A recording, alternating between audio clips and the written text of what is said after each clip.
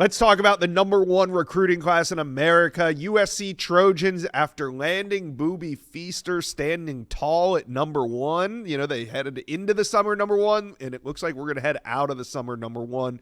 Scott Schrader with USC. What do you think is the strongest position group on this 2026 commit list?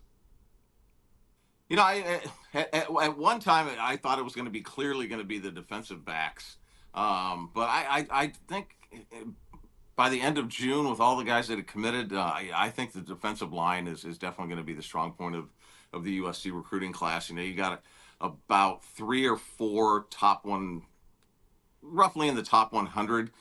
You got another guy in Tom Tapui, who we at On Three are rivals, I guess we should say now, don't have ranked maybe as high as everybody else, but he's a guy that I consider an elite four-star guy. So there's really not a whole lot of weaknesses there. I know they're going to have a lot of developing to do with Malik Brooks, but you know, you got Jamie Winfield, and you've got Tom Tapui, you got Luke Wafel, who was the latest to commit. You know, Braden Jones. It's a pretty impressive class, and they've covered all their bases. They've got the guys that can come off the edge. They got the guys that are going to be large and in the middle. So I think overall, I think just the last two recruiting classes, you know, may be considered the strength. So, what do you think still remains? I mean, they've addressed so many needs at this point. Is it just best available, or is there a position that still needs to be addressed? I do think I need to add a safety for sure. You know, they were trying to get Jet Washington, and Davon Benjamin was a guy that was in the mix for a while. I just talked to him yesterday, and he had a June 17th to the 19th official visit set up to USC. Told me USC definitely was in the mix, and USC dropped him. So he was a guy. Those were two guys they were trying to get, and you know, all along it was going to be roughly a class of 35. So they're at 31 right now, I believe. So they got four spots left. Safety, I think they're going to probably add a defensive lineman. I know there's a junior college guy they're looking at. You know, probably another offensive lineman. You know, you got Brett Kolojay, who I think USC's in a really strong spot from IMG Academy.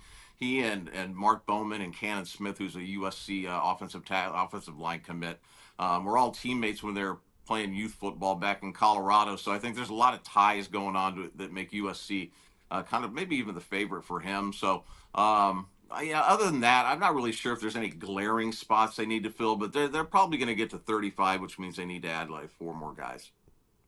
All right. Let's talk a little bit about what happens in the season. We know what that is. It brings us to flip season. So we know USC is going to evaluate into the fall, but they're also probably going to circle back on a couple guys that maybe they missed on in the spring or summer. So if there's a name or two USC fans should focus on, who would it be when it comes to flip targets? You know, that's a hard topic for me because I mean, I'll be honest with you. One season, the coaches, everybody left for vacation here in July.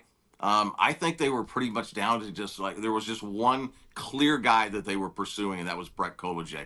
As far as flip guy, you know, targets are concerned, I wouldn't even know where to start. I know there's going to be guys that they're definitely going to continue to keep in contact with.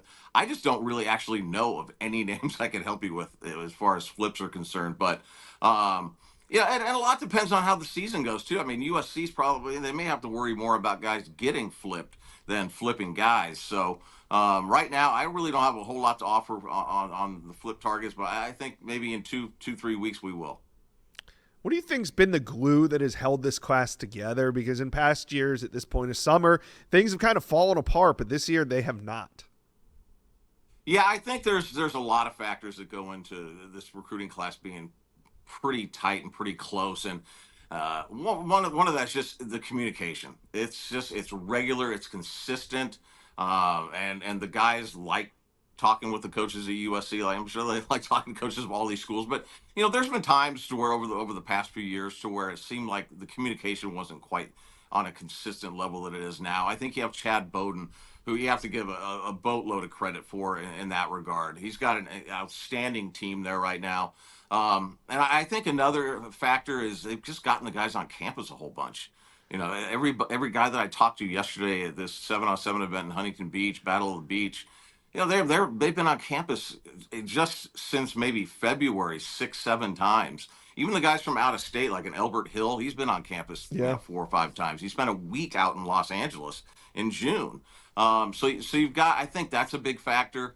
And then money. There's I don't know about if there's contracts or provisions in contracts. I'm sure there probably are, to where guys would have to maybe pay back money if they didn't stick to their commitment to not just USC but many schools. All right, USC fans, talk to us. Who do you think is the most important target still left on the board? And is there anybody you'd like to see the Trojans flip this coming season? Let us know. All right, man, that was great.